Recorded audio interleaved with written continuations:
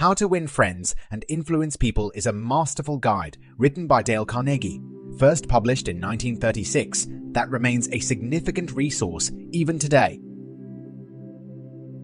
With a focus on fundamental social skills and effective communication strategies, Carnegie imparts invaluable wisdom that enables readers to better understand human nature and navigate social and professional interaction.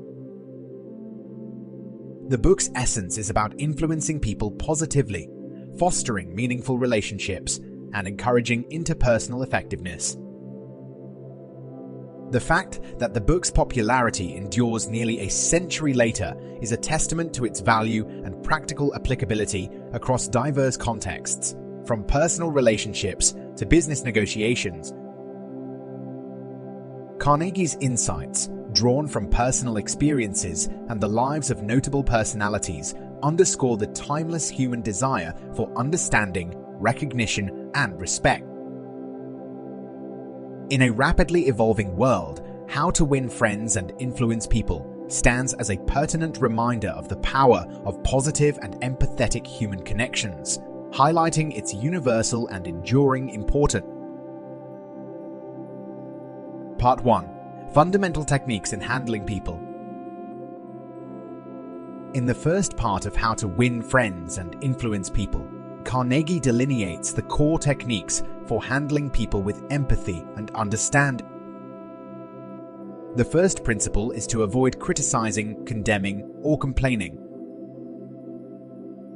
Carnegie highlights the fundamental human tendency to judge ourselves by our intentions, but others by their actions, often leading to misunderstandings.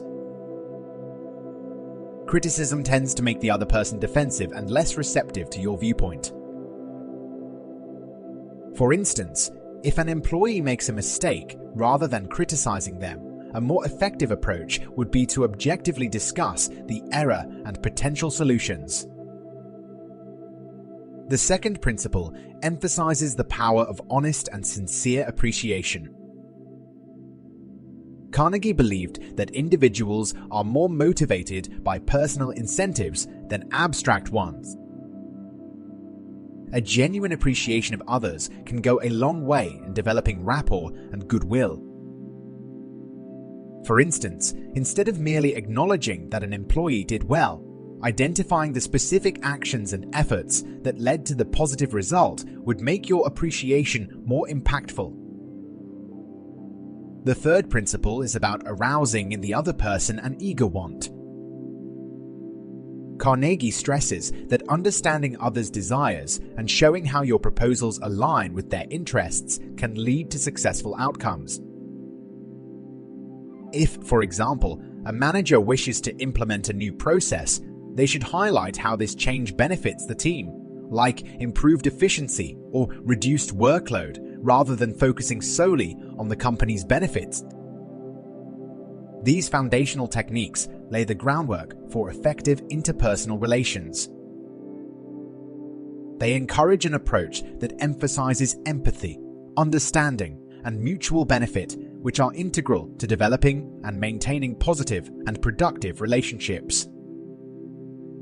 Carnegie's principles teach us to engage with others in a manner that fosters trust, respect, and cooperation, leading to more harmonious personal and professional interactions. Part 2. 6 Ways to Make People Like You.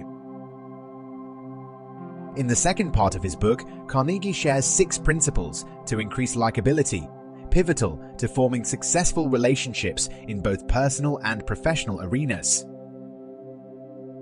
Show genuine interest in others.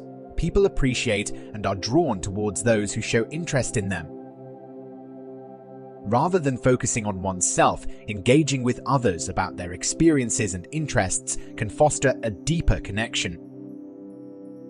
For instance, asking a colleague about their hobby can help establish a stronger relationship beyond work. Smile, a simple yet powerful tool. A smile can create a welcoming and positive atmosphere, making others feel comfortable and appreciated. A service representative who greets customers with a warm smile, for example, immediately creates a positive impression. Remember that a person's name is, to that person, the sweetest and most important sound in any language. Using a person's name during conversations indicates respect and interest, which can enhance your likability. For example, addressing a client by their name in a meeting shows them that they are important to you. Be a good listener. Encourage others to talk about themselves. Carnegie posits that being a good listener is a highly desirable trait. By encouraging others to talk and expressing genuine interest in what they say, one can build stronger connections. For instance, allowing a friend to share their experiences and actively engaging in the conversation can strengthen the bond. Talk in terms of the other person's interests. Conversations centered around topics of interest to the other person can make you more likable. For example, if a colleague is interested in a specific sport, discussing it could lead to a more enjoyable and meaningful conversation for them. Make the other person feel important and do it sincerely. Making others feel important and valued contributes significantly to their perception of you. Recognizing their contributions and treating them with respect and kindness can build a favorable impression.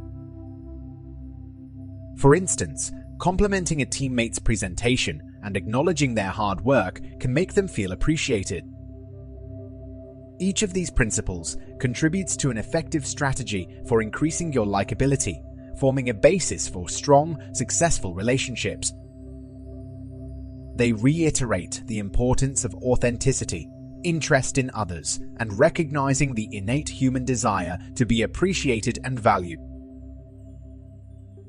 Part 3. How to win people to your way of thinking. In this section, Carnegie presents 12 principles on persuading people to see things from your perspective. These strategies emphasize empathy, diplomacy, and mutual respect as the cornerstones of convincing others. Avoid arguing. Carnegie believes that arguments rarely result in a genuine agreement and often lead to resentment. For instance, during a business negotiation, focusing on common ground instead of disputing differences can lead to better outcomes. Show respect for other people's opinions. Never say you're wrong. Disagreeing respectfully without attacking the person's viewpoint fosters more constructive conversations. For example, when a team member presents an idea you don't agree with, asking probing questions or suggesting alternatives respectfully will maintain a positive relationship. Admit your mistakes quickly and emphatically. It's important to own up to errors as it demonstrates responsibility and integrity. If a manager makes a wrong strategic decision, admitting this to the team and involving them in crafting a solution can bolster trust and respect. Start in a friendly way. Beginning conversations with a friendly attitude sets a positive tone and increases the likelihood of successful interaction. For example, starting a challenging performance review with a recognition of the employee's efforts can create a more receptive environment. Get the other person saying yes early. Starting with points of agreement can help the other person be more open to your ideas later in the discussion. For example, in a sales pitch, aligning on common problems or objectives before presenting your product as a solution can increase its acceptance. Let the other person do a great deal of the talking. Allowing others to express their thoughts fully often leads them to be more open to your ideas. This approach can be beneficial in negotiations where understanding the other party's needs and concerns is key. Let the other person feel that the idea is theirs. People are more likely to support ideas that they believe they've contributed to or that align with their interests. A leader, for example, might subtly guide a brainstorming session so that the team develops and takes ownership of the desired solution. Try honestly to see things from the other person's point of view. This helps to understand their reservations and address them effectively. In a disagreement with a friend, for example, understanding their perspective can lead to a resolution that respects both parties' feelings. Be sympathetic with the other person's ideas and desires. Acknowledging others' feelings or views can make them more receptive to your ideas. For example, recognizing an employee's concerns about a new process before explaining its benefits can lead to more acceptance. Appeal to the nobler motives. People like to see themselves as fair, honorable, and altruistic. Highlighting how your proposal aligns with these values can increase its appeal. For instance, framing a corporate initiative in terms of its benefits to society can gain employees' support. Dramatize your ideas. Presenting your thoughts in an engaging way can make them more convincing. A teacher, for example, might use a dramatic real-world example to illustrate a concept and engage students. Throw down a challenge. Most people respond positively to challenges that push their abilities. A manager could use this strategy to motivate a team to reach a high-performance target. By adopting these principles, one can navigate disagreements effectively, foster understanding, and build collaborative relationships. Carnegie's strategies are rooted in respect for others and understanding their perspectives, making them universally relevant and effective. Part 4. Be a leader. How to change people without giving offense or arousing resentment. The final part of Carnegie's book offers guidance on how to be a successful leader who can effectively inspire change in others without causing resentment. This section contains 9 principles. Begin with praise and honest appreciation. Carnegie suggests starting any critique with sincere compliments. This creates a positive environment and makes the individual more open to feedback. For example, a manager might begin by appreciating an employee's dedication before suggesting improvements. Call attention to people's mistakes indirectly. Direct criticism can cause defensiveness. A more subtle approach, like discussing improvements as a shared goal, can be more effective. A teacher, for instance, could discuss common errors in class without pinpointing any particular student. Talk about your own mistakes before criticizing the other person. This shows empathy and makes the criticism more palatable. A project leader might share their own past difficulties with time management before discussing a team member's missed deadlines. Ask questions instead of giving direct orders. This encourages people to think for themselves and reduces resentment. For example, instead of ordering a team member to complete a task in a certain way, a leader might ask, "Do you think it would be more effective if we tried this approach?" Let the other person save face. Helping people maintain their dignity, even when they're wrong, fosters respect. If an employee makes an error in a public meeting, discussing it privately afterwards allows them to save face. Praise every improvement, no matter how small. Regular appreciation can boost morale and motivation. A coach, for example, could recognize a player's consistent effort and incremental progress, not just major wins. Give the other person a fine reputation to live up to. People are often motivated to meet positive expectations.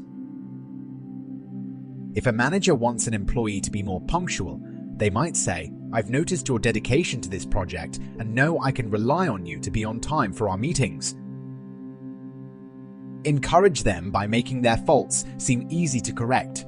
Framing challenges as surmountable encourages people to make an effort. A tutor might tell a student struggling with math, "Once you grasp this concept, the rest will come easily to you." Make the other person happy about doing what you suggest. Ensuring the person sees the benefit of your suggestion increases their willingness to follow it. A team leader might illustrate how mastering a difficult software will enhance a team member's skill set and future career opportunities. Each of these principles provides a roadmap for leading with empathy, tact, and genuine respect for others. Carnegie underscores that an effective leader is not one who dictates but one who encourages and motivates, understanding that every individual is unique and should be treated with dignity. These lessons are invaluable not only for those in leadership roles, but for anyone who seeks to influence others positively. Dale Carnegie's How to Win Friends and Influence People remains a cornerstone in the genre of self-help and business literature nearly a century after its initial publication. Its timeless wisdom about the power of empathy, understanding, and positive human connection continues to guide readers in their personal and professional lives. The principles laid out in the book underscore the importance of viewing others not as stepping stones to personal success, but as individuals with their own desires and aspirations. Carnegie's emphasis on sincerity, appreciation, and respect for others' perspectives promotes an approach to interpersonal communication that is not only effective but also deeply humanistic.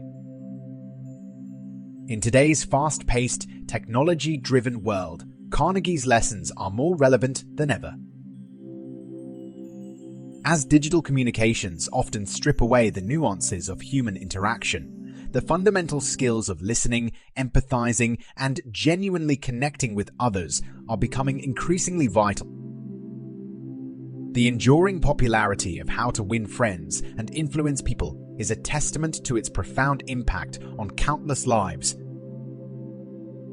Reading this book invites us to reflect on our relationships and interactions, offering timeless strategies for becoming more influential, likable, and successful.